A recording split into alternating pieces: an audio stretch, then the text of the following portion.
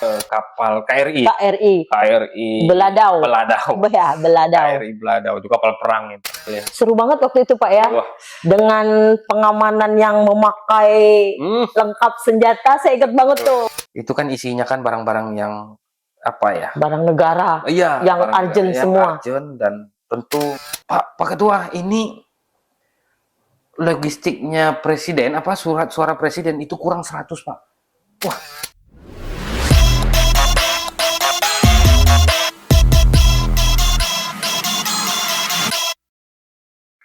Halo teman pemilih, salam demokrasi. Assalamualaikum. Apa kabar teman pemilih hari ini? Tentu saja dalam keadaan sehat-sehat kami harapkan. Mulai hari ini, salam bertemu kami di KPU Lingga ada program baru nih. KPU Lingga Bercerita. Nah, hal ini akan menjadi rutinitas kami dalam tayangan per bulan. Jadi, teman-teman pemilih bisa saksikan di channel YouTube KPU Kabupaten Lingga. Oke, tayangan perdana ini saya akan ajak teman-teman pemilih untuk ngobrol dengan satu narasumber orang nomor 1 di KPU Kabupaten Lingga. Nah, ini dia.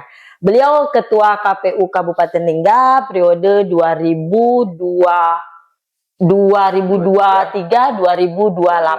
ya Pak ya. Beliau Bapak Ardi Aulia. Bukan orang asing sebenarnya di dunia kepemiluan ya Pak. Karena sebelum menjadi Ketua KPU Lingga, beliau menjabat sebagai anggota Bawaslu Kabupaten Lingga.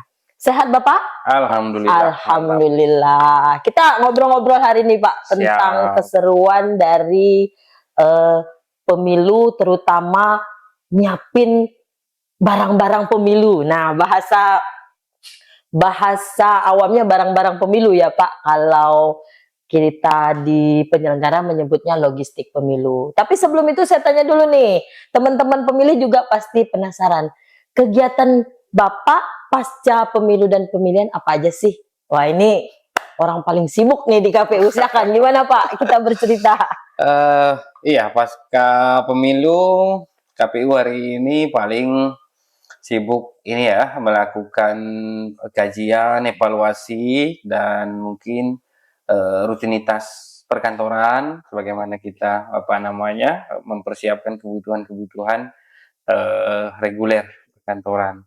Nah, kemudian juga evaluasi juga menjadi penting setiap periode pelaksanaan agenda pemilu. Tentu ada catatan dan pelajaran-pelajaran berharga yang mungkin bisa kita pelajari untuk pemilu yang lebih baik ke depan. Nah, itu yang sekarang kita sedang lakukan. Dan sedikit juga kita dengan fasilitas yang ada kita maksimalkan dengan melakukan penguatan pendidikan pemilih dan tentu pendidikan politik bagi calon-calon pemilih pemula, baik di sekolah-sekolah maupun di pesantren-pesantren. Ini yang kita sedang keliling, dan juga regulasi juga menyarankan kita untuk melakukan update data pemilih berkelanjutan. Jadi ada proses penyusunan data pemilih secara berkelanjutan untuk nanti menyambut pemilu berikutnya. Jadi udah prepare dari sekarang ya Pak. Terus kita juga sedang melaksanakan audit pelaksanaan kemarin gitu ya Pak. Pertanggungjawaban. Pelaporan juga ya Pak ya. Betul. Oke. Pak, masuk nih ke inti cerita nih. Setelah kita tadi kasih tahu teman-teman pemilih nih, Pak Ketua kebetulan mengampu pada divisi keuangan umum dan logistik. Ya, pas sekali teman bahwa kita ngomongin logistik tapi dengan sumber yang tepat, pelaku yang tepat begitu ya. Oke, Pak, ceritain dong gimana persiapan persiapan logistik dari awal barangnya kita rencanain sampai barangnya balik lagi ke KPU. Nah, gitu. Gimana Pak? Persiapannya dulu deh hari ini. Ya. Yang awal nih. Tentu teman-teman pemilih perlu tahu ya, bagaimana suatu pemilu itu bisa terlaksana sampai terpilihnya pemimpin. Nah, salah satu hal yang paling mendasar yang dibutuhkan dalam pemilu itu adalah alat untuk memilih itu. Iya, Nah, alat untuk memilih inilah disediakan oleh si panitia. Panitia ini disebut KPU kita ya. penyelenggara ya Pak ya. Kita penyelenggara, kita lah yang memfasilitasi mulai dari pendirian TPS sampai isi dalam TPS-nya. Jadi orang Iya. datang kalau barang-barangnya nggak ada nggak bisa juga pemilu gitu ya Pak. Maka dia sangat dasar sekali. Maka kita harus pastikan kebutuhannya ini tidak boleh kurang. Sebagaimana dibutuhkan, sebagaimana direncanakan itu harus betul-betul nantinya pada saat pelaksanaan harus ada. Harus tepat sasaran. Maka untuk melaksanakan itu tidak dalam waktu yang singkat. Kita akan merencanakannya itu dari sejak awal jauh hari ya. Bahkan sejak awal tahapan. Kalau pemilu itu 20 bulan ya maka Perencanaannya 20 harus bulan di itu awal. kita maksimalkan untuk bagaimana merencanakan logistik ini bisa memfasilitasi setiap hak pilih masyarakat ini. Nah, apalagi pemilu tuh Bu Pin. Ya. Pemilu tuh kan 5 jenis pemilihan. Nah, tentu 5 jenis pemilihan ini berbeda yang Harus disiapkan. harus kita siapkan. Terutama surat suara ya Pak. Suaranya. Ya. Nah, surat suaranya ini ada yang kecil, ada yang besar. Ya. Itu yang menjadi satu tantangan bagi KPU itu untuk bagaimana bisa memfasilitasi warga untuk memilih pada hari pemungutan suara. Termasuk nanti yang paling rumit adalah bagaimana kita mendistribusikan sampai ke wilayah-wilayah paling luar. Wilayah-wilayah paling luar. Kalau Kabupaten Lingga kan punya ya, wilayah-wilayah perbatasan paling luar itu 3T ya Pak? Iya, 3T kita sebut. Ya. Itu terluar, terjauh dan terpencil ya. Terpencil. Artinya fasilitas penunjang untuk kita bawa ke sana itu juga sangat minim. Terus kondisi-kondisi yang mendukung pada hari kondisi geografis juga ya Pak. Kita kan alam kita sebagaimana kita tahu Kabupaten Lingga ini kepulauan yang lautan semua, kita dikelilingin lautan. Jadi hampir 80% logistik kita tuh harus melewati laut. Ini yang menjadi tantangan. Nah, ini kita bicara perencanaan dulu Pak. Tadi kan dibilang tuh bahwa perencanaan itu adalah awal banget sebelum pelaksanaan. Contoh pada pemilu kita Februari 2024. Berarti perencanaannya di 2023 dong. Iya. Ya kan? Nah, gimana tuh Pak? Kita barang-barang itu seperti paku, bantalan, surat suara itu kan semua tidak bisa kita adakan di Lingga tuh. Iya. Nah, gimana Pak prosesnya sampai barang-barang itu kita beli di mana, terus bagaimana sampai ke Lingga tepat waktu untuk kemudian kita distribusikan? Oh, itu panjang lebar tuh ya Bu. Iya. Ya? Kita dari perencanaan dulu nih, biar teman pemilih tahu, oh barang ini ternyata jauh loh datangnya, jadi jangan disia-siakan hak pilihnya, gitu kan ya. Oke. Jadi memang gimana, Pak? harus diketahui bahwa memang pemilu itu memang mahal ya. Mahal. Jadi logistik itu memang tidak murah, bahkan sampai kita mengirimkannya itu butuh biaya yang mahal sekali. Sebagaimana kebutuhan demokrasi kita tuh memang harus kita tanggung sebesar itu. Nah, kita mulai dari merencanakan saja itu dari sudah jauh hari. Itu pertama sekali kita butuh mengetahui dulu berapa jumlah pemilih yang mau kita fasilitasi. Jadi base datanya pemilih. Iya, oke. Nah, itu kan kita mulai dari mendata pemilih. Mendata coklit dan sebagainya ya, pantarli turun ke rumah-rumah. Itu si logistik sedang merencanakan juga. Di kantor kita sudah mulai menyusun tuh kebutuhan berapa banyak pemilih yang harus kita fasilitasi, dan nanti ada pendirian perencanaan ya, pembentukan TPS-nya. Terus alamat TPS-nya di mana, itu kita sudah mulai rencanakan. Karena sedetail itulah kita akan mengukur biaya yang akan kita perlukan untuk menyediakan logistik ini. Nah, kemudian setelah kita tahu jumlah yang mau kita sediakan, maka kita harus tahu juga berapa kesanggupan perusahaan yang bisa mencetak kebutuhan itu, ya vendornya. Nah, perusahaan ini tidak bisa perusahaan yang sifatnya usaha kecil karena memang pertama kualitas produknya memang harus kita jamin agar pemilih bisa memastikan kualitas kertas dan sebagainya itu semuanya dalam kondisi baik. Nah, tentu ini akan menggunakan vendor yang memiliki perusahaan yang bisa menjamin Qualified lah ya Pak. qualified-nya. Ya, heeh. Nah, memang kita harus syukuri pada pemilu 2024 atas pengalaman pemilu-pemilu sebelumnya, barangkali di seluruh wilayah Indonesia, KPU RI mengambil inisiatif untuk Konsolidasi. mengkonsolidasikan. Artinya semua itu KPU RI yang mengumpulkan vendor-vendornya, sehingga nanti KPU masing-masing daerah ini diundang untuk berkontrak dengan vendor-vendor yang sudah disiapkan oleh KPU setelah KPU melakukan verifikasi. Berarti dipayungi hukum ya Pak, Betul. dipayungi hukum oleh KPU RI. Betul. Begitu. Jadi tidak ada perusahaan yang memang suka-suka kita, Ya. begitu, suka-suka KPU. Oh ini proyek nih, kan orang taunya gitu ya, ini proyek besar nih, Iya, loh. benar. Berarti penggunaan anggaran pun harus dengan regulasi-regulasi yang sudah diterbitkan gitu ya Pak.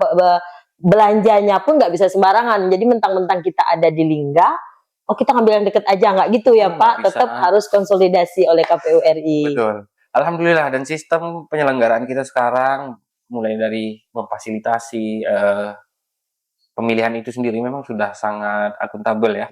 Sudah sangat akuntabel, regulasi sudah terpenuhi hampir keseluruhan, sehingga semuanya memang kita berbasis hukum lah, regulasi hukum yang mengatur itu. Jadi mulai dari pengadaan barang dan jasa dan sebagainya, semua itu berdasarkan peraturan perundang-undangan. Jadi kita mengikuti itu semua nih. Nah, dari vendor-vendor inilah kita minta pertanggungjawabannya untuk pelaksanaan kontraknya nih. Mereka lah yang akan menyiapkan dan sampai dengan tanggung jawab mereka mengirimkan kepada kita sampai ke gudang. Waktu. Meskipun khusus untuk surat suara dan hal-hal yang sifatnya sensitif, itu kadang kita kawal tuh. Kadang kita bekerja sama dengan pihak keamanan, khususnya Polri, mulai dari pusat sampai ke daerah itu akan mengawal bagaimana surat suara ini datang sampai ke gudang kita dalam keadaan utuh dan tersegel ya. Seru banget waktu itu Pak ya. Wah. Dengan pengamanan yang memakai lengkap senjata, saya ingat banget tuh waktu surat pemilu datang memakai satu truk khusus ya Pak ya.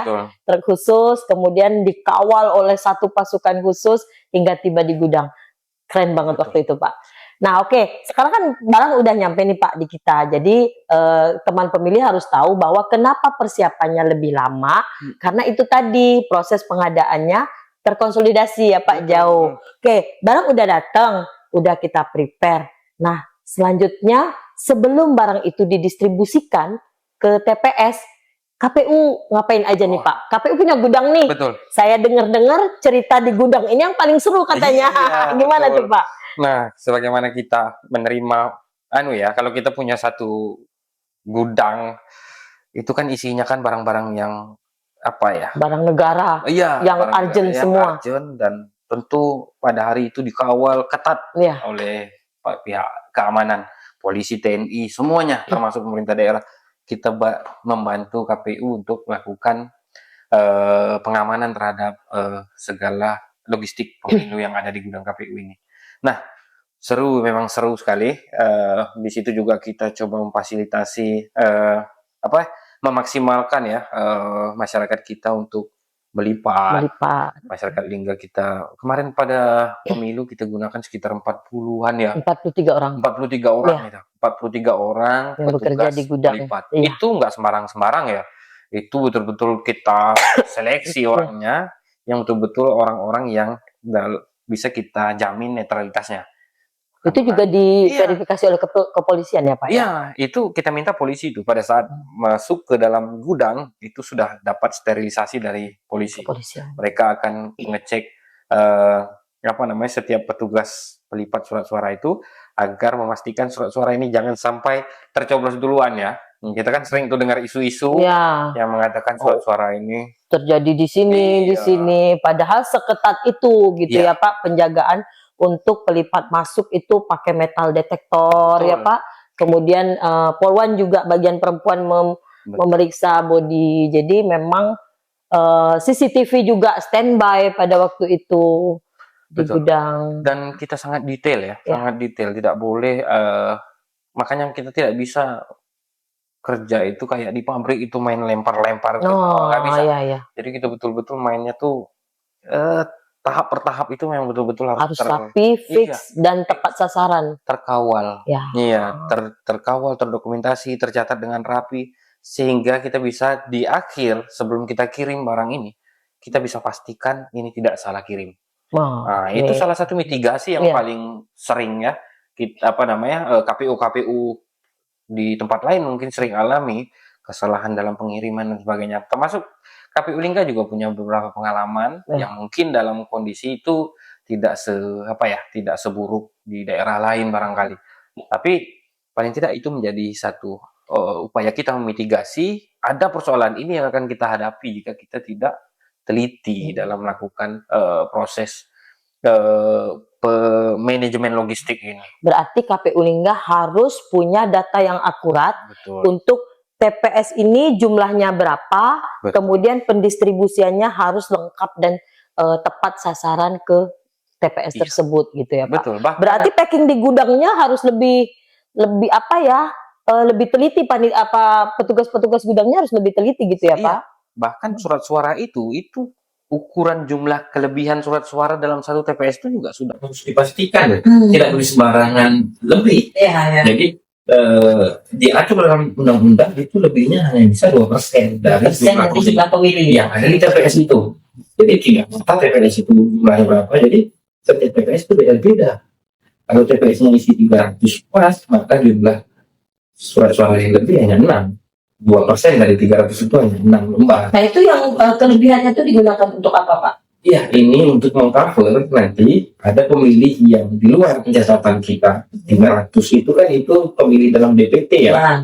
Pemilih yang sudah tercatat untuk memilih di TPS. Tetapi kan ada juga pemilih yang ternyata baru masuk pindah ke wilayah itu, yang bawa KTP-nya sudah KTP kampung itu. Tidak terdaftar. Iya, tidak terdaftar. Jadi dia bisa menggunakan KTP-nya untuk menggunakan hak pilih, meskipun dia bisa menggunakannya nanti setelah reguler yang 300 ini memilih dulu. Kenapa? Karena supaya cukup dulu. Karena surat suara memang disediakan untuk mereka untuk yang DPT memang itu untuk mereka. Jadi bagi yang memang baru penduduk baru di situ yang baru mendaftar jadi pemilih di situ ya paham aja. Karena kita melihat kecukupan. Jika tidak cukup nanti kan petugas TPS akan memindahkan juga atau mungkin mengambil surat suara dari TPS lain untuk memfasilitasi.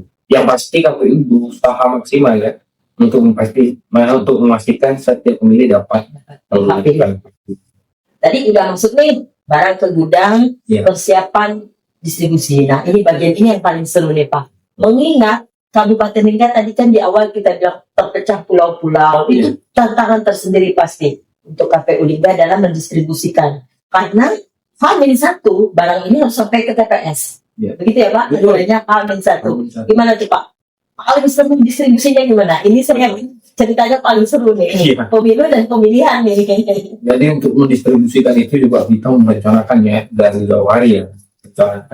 Bahkan kalau KPU Lingga itu hampir 3 kali koordinasi untuk proses pengiriman distribusi. Ini kita untuk memastikan kesiapan armada, terus kondisi cuaca alam dan segala macam mendukung proses logistik ini bisa sampai ke TPS. Mengingat bulan Februari waktu itu sedang tinggi-tingginya gelombang. Betul. Dan juga hujan tinggi ya Pak. Ampun ya. Iya, itu pengalaman menariknya Pak. Nah ini sangat menarik ya. Pengalaman pada momen Pilkada 2004 kita sebagaimana daerah kepulauan, kita harus melewati proses pengiriman melalui laut yang pada saat itu musim utara. Di wilayah kita ini terkenal kalau musim utara. Pemilu 2024. Ya, pemilu 2024 itu terkenal sekali daerah kita kalau udah bulan Februari itu ombaknya bisa capai 2 meter, 3 meter. Nah, itu memang sedikit menaruh keraguan ya, apakah kita bisa menyelesaikan pemilu, tapi tentu dari mitigasi dan sebagainya, koordinasi dengan lembaga-lembaga yang memiliki informasi dan untuk bagaimana KPU ini bisa melaksanakan pengiriman dan pasti sampai itu alhamdulillah berjalan dengan baik. Kita dari 3 kali rapat ini sampai BMKG juga mengirimkan tiap saat perubahan cuaca itu selalu dikirim karena memang kita dalam kondisi perubahan iklim yang luar biasa ya. Pihak Sabandar Betul. juga uji kelayakan. Sabandar memastikan kapal-kapal kita punya nih ya, apa namanya itu? Izin layar. Izin layar, layak untuk berlayar, kelayakan kapalnya. Kemudian juga pihak polisian juga memastikan mereka mengawal itu sampai dengan TPS, sampai ke TPS. Dan kita juga punya daerah 3T. 3T kita itu seperti salah satunya yang paling jauh di kita itu adalah Pekajang. Ini sudah berbatasan dengan Bangka Belitung. Ini artinya Pekajang ini sudah batas terluarnya Provinsi Kepulauan Riau itu. Bukan sekedar bicara Pekajang nih Pak. Iya. Jadi saya ada dengar nih, Kabupaten Lingga satu-satunya kabupaten KPU kabupaten di Sumatera yang menggunakan alusita. Sedangkan di Indonesia hanya 3 yang menggunakan alusita, salah satunya termasuk Lingga. Hebat sekali kita melobinya tuh, gimana tuh Pak? Ceritanya sampai bisa pakai alusita loh gitu. Membawa kotak gimana Pak Ketua? Iya, ini memang pengalaman berharga ya di KPU Lingga dan ini kali pertama dari sejarah KPU Lingga berdiri kita menggunakan alusista kapal KRI. Beladau. KRI Beladau itu kapal perang itu yang bisa membawa logistik pemilu pada saat itu. Nah, sebenarnya kalau kita cerita dari awal, kita merencanakan kapal ini ya, kapal tol laut ya. Kita punya fasilitas tol laut juga di Provinsi Kepri ini. Untuk ke Pekajang itu reguler 2 minggu sekali kadang tol laut itu melayari wilayah ini, rute ini. Nah, memang ada kendala satu bahwa rutenya itu tidak sama dengan atau tidak pas dengan hari pemungutan suara. Sementara memang pada saat rapat kita diingatkan betul oleh Bawaslu dan kepolisian bahwa logistik ini rawan, jangan sampai logistik ini terlalu lama berada di TPS. Nah, takutnya muncul permasalahan nanti adanya boikot dan sebagainya terhadap kotak suara, baik yang belum tercoblos ataupun yang sudah tercoblos. Nah, ini yang kita memang jadikan satu antisipasi juga. Nah, ternyata pada hari itu kita coba juga dengan kemandirian KPU untuk mencari kapal-kapal yang bisa membawa logistik ke Pekajang ini. Hanya 2 TPS loh, Bu. Dengan kondisi angin gelombang lautnya seperti itu ya. Artinya kan 2 TPS yaitu 10 kotak suara ya. 10 kotak dengan bilik ya. Dengan bilik suara dan fasilitas lainnya. Kita mau kirim ke sana itu kan tidak banyak sebenarnya. Tetapi jika tidak ada Pekajang maka tidak ada juga Indonesia ini. Nah, benar. Makanya karena ada pemilih di situ. Karena pemilu itu harus dilaksanakan di seluruh wilayah Republik Indonesia. Artinya tidak ada satupun daerah yang tertinggal pada hari itu. Nah, itulah hebatnya Indonesia yang bisa melakukan pemilu dalam 1 hari. Kita juga akhirnya bagaimana Pekajang bisa melaksanakannya. Nah, disitulah lahir hasil koordinasi bersama seluruh lembaga-lembaga yang mana oleh Bawaslu, oleh Sabandar dan yang lain termasuk BMKG menyarankan agar menggunakan kapal yang cukup layak, cukup besar sehingga bisa dijamin keselamatan logistik kita nih sampai ke Pekajang. Nah, alhamdulillah pada hari itu terbuka sekali TNI melalui Angkatan Laut, TNI Angkatan Laut itu terbuka untuk membantu KPU bagaimana memfasilitasi logistik ini bisa sampai ke Pekajang yang jaraknya hampir 104 mil kalau tidak salah ya. 104 mil itu wilayahnya terluar lah ya. Terluar sekali dan dengan cuaca yang sangat buruk karena memang sebelum kita kirim BMKG ingatkan hal itu. Itu puncaknya cuaca ekstrim pada masa itu. Nah, akhirnya terlaksana tuh oleh Komandan Angkatan Laut di wilayah kita di Kabupaten Lingga dan Lanal itu akhirnya dapat berkoordinasi dengan Komandan KRI Beladau, akhirnya bisa menggunakan fasilitas itu yang oleh kru kita yang ikut untuk memanifest perjalanan logistik kita ini mengatakan itu pun KRI sebesar itu juga punya mendapat tantangan. Tantangan dalam ombaknya ya Iya, Pak ya. karena estimasi mereka 6 jam bisa sampai ke Pekajang, akhirnya mereka harus capai ke sana 8 jam. Mereka jalannya zigzag tuh, Iya, menghindari kondisi cuaca yang sangat ekstrim itu. Sekelas KRI. Sekelas KRI aja begitu. Gimana kalau kita memutuskan memakai yang itu ya? Ampun gitu. Iya, itu perjalanan laut ya Pak, ada cerita tersendiri. Kalau perjalanan darat dalam pendistribusian gimana Pak? Kita pada saat itu juga ada ya kondisi cuaca hujan deras ada jalan yang putus dan sebagainya. Tetapi alhamdulillah pada masa itu seluruh elemen lembaga bergerak, termasuk ada jalan yang putus juga diperbaiki oleh para PU dan perhubungan juga bekerja, termasuk pemerintah desa dan kecamatan. Semuanya akhirnya sampai pada TPS tepat waktu. Amin 1 sudah sampai. Jadi darat maupun laut tantangannya tetap sama saja. Ya Pak, mengingat geografis kita seperti. Tapi kenapa waktu pemilu kita memilih alusista ya. Pada saat pilkada kita justru tidak berkoordinasi lagi? Itu bedanya apa Pak? Ya, pada prinsipnya sebenarnya KPU itu dituntut mandiri ya. Ini kan untuk menghindari adanya intervensi dari segala macam kepentingan.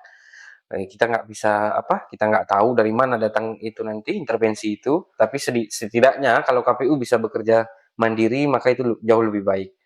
Nah, kita upayakan sedemikian rupa untuk bagaimana kita bisa menggunakan sumber daya kita untuk melakukan pengiriman logistik ini. Dan ternyata memang pada pilkada itu kita memang tantangannya sedikit lebih lebih ringan lah ya. Ya, berarti alam udah mulai bersahabat, tidak setinggi Februari pada November itu ya. Kemudian logistik kita bawa juga tidak sebanyak pada saat pemilu. Cuman berapa ya? Kalau pilkada kan cuma 2 kota. Berarti kalau 2 TPS 4 kota. 4 kota. Bahkan di sana 2 TPS ya. 1 TPS malah ya, 2 TPS 2 kota digabung ya. Pilkada itu bisa lebih dari 300 TPS. Karena pemilihnya digabung menjadi 1 TPS. Menjadi 1. Jadi kan cuma 2 kotak suara kalau dibawa dengan KRI yang itu ya. Dan kondisi saat itu juga cuaca baik-baik aja.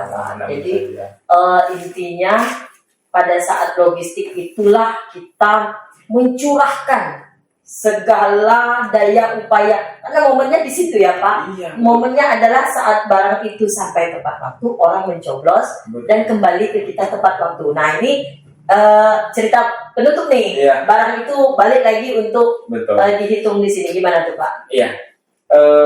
Bahkan sebenarnya sebelum barang itu sampai ke kita pun, artinya setelah kita kirim ke TPS barang itu, bukan berarti kerjaan KPU itu terus santai ya, beban itu lepas, belum. Ternyata pada hari pemungutan suara itu KPU itu harus standby itu sampai jam 9. Biasanya tuh kawan-kawan KPU itu punya pengalaman jam 6 pagi sampai jam 9, mulainya dari dibuka TPS itu oleh petugas TPS sampai jam-jam 9 itu rawan logistik itu masih terasa. Itu ada yang mungkin informasinya kita terima, ada yang mungkin salah kirim kota. Karena biasanya tuh dari satu desa yang ada TPS-nya lebih dari 1, kadang-kadang tuh suka ketukar kotaknya gitu. Padahal di dalam kotak itu sendiri ada surat suara sesuai dengan DPT ya Pak. Dan TPS-nya itu kan beda jumlah ya. Yang ini pemilihnya 200 misal, yang ini pemilihnya 300. Kalau ketukar ini sangat tidak memadai. Maka kadang pada saat mereka mulai menghitung surat suara, mulai ini banyak telepon masuk ke kita tuh. Nah, jadi saya memang selalu bikin pos pemantauan pada hari pagi pemungutan suara itu. Ini cerita pengalaman yang paling deg-degan, bikin saya deg-degan dan sekaligus bikin saya ketawa ya. Karena waktu itu di Lingga Utara itu ketua PPK-nya nelfon saya sekitar jam 7:30 ya. 7:30 habis mereka menghitung surat suara. Itu Pak Hafizal, ketua PPK Lingga Utara bilang, Pak Ketua, ini logistiknya presiden, surat suara presiden itu kurang 100 Pak. Wah, gimana mungkin itu? Itu TPS berarti berapa? satu kantong tuh Pak, satu Iya. plastik tuh. Nah, kita kan Ya kemas ya. satu packingan. Betul, satu packing 100 itu suara. 100. Untuk kita pastikan bahwa setiap packing itu jumlahnya bisa kita ukur. Nah, satu packing itu hilang. Itu kayak mustahil bagi saya karena selalu saya selalu saya pastikan barang ini sebelum dikirim sudah pas tepat kualitas, tepat sasaran. Jadi saya minta tolong pastikan lagi karena ini bahaya nih. Kalaupun saya harus ambil kebijakan 100 pemilih tidak bisa memilih nih. bagaimana presiden itu jangan sampai 100 pemilih tidak bisa memilih presiden, itu bahaya sekali saya bilang kan. Jadi saya sudah siapkan rencana bagaimana saya akan keliling melihat TPS-TPS yang ada di sekitar TPS yang kurang ini untuk melihat berapa jumlah surat suara yang lebih. Mungkin saya akan distribusikan ke situ untuk mencukupi 100-nya. Tapi itu baru rencana. Ternyata setelah beberapa saat saya dengar, Pak, ada Pak, ketutup Pak. Itu saya leganya luar biasa Jadi ya. selain butuh ketelitian di tingkat KPU, juga butuh petugas-petugas di TPS juga ya Pak, ketelitian dalam menerima logistik tersebut. Gitu. Oke, Pak Ketua, satu kata nih, satu kata pengantar penutup untuk pengalaman pendistribusian ke TPS itu apa yang paling berkesan buat Pak Ketua? Satu kata ya. Kalau saya kebetulan pelaku sejarah juga mengikuti itu, amazing Pak. Jadi pulau-pulau Lingga ini itu yang membuat pengalaman menjadi amazing. Satu kata penutup tentang pendistribusian di Kabupaten Lingga. Luar biasa ya. Luar biasa. Tantangan best. Luar biasa. Bagi yang penyuka tantangan tentu ini best. Pusingnya dapat, serunya dapat, pengalamannya luar biasa. Ketelitian dituntut. Betul. Emosi juga dituntut karena nggak tidur. Campur aduk. Baik, emosi juga dituntut waktu itu ya Pak. Iya. Jadi itulah tadi kita menggambarkan betapa pentingnya logistik. Karena pemilu tanpa data nggak bisa pemilu. Betul. Pemilu tanpa pemilih lebih nggak bisa pemilu. Pemilu tanpa peserta partai politik tetap nggak jadi pemilu. Pemilu tanpa logistik makin jadi tidak bisa jadi pemilu ya. Tak ada yang mau dicoblos begitu. Jadi tugas KPU sebagai penyelenggara selain menyiapkan data juga harus menyiapkan logistik dengan tepat sasaran. Betul. Ya. Terima kasih Pak Ketua sudah berbagi cerita kepada teman-teman pemilih. Semoga pemilu kita ke depan lebih baik. Amin. Dengan perencanaan yang lebih baik, dengan sistem kelogistikan yang lebih baik, dan keseruan-keseruan yang lebih lagi. Pasti. Baik, sehat-sehat Pak Ketua. Terima kasih Bu Demikian sahabat teman pemilih, bincang-bincang logistik kami hari ini. Semoga menambah pengetahuan pemilih ya tentang demokrasi dan pemilihan. Assalamualaikum, salam demokrasi.